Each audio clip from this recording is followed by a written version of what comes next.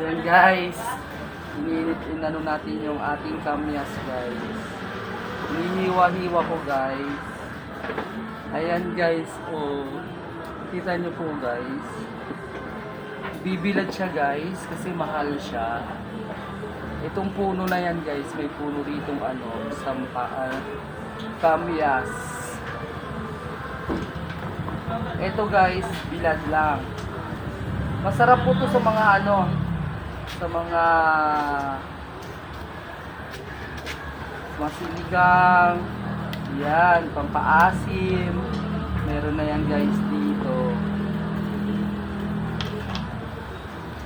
Yan guys, diba? Dami natin na nahiwa.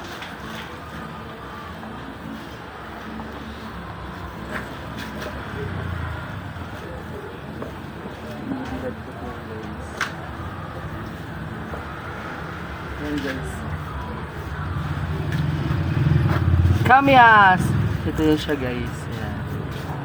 Yan yung kamyas natin for today. Thank you guys. Bye bye.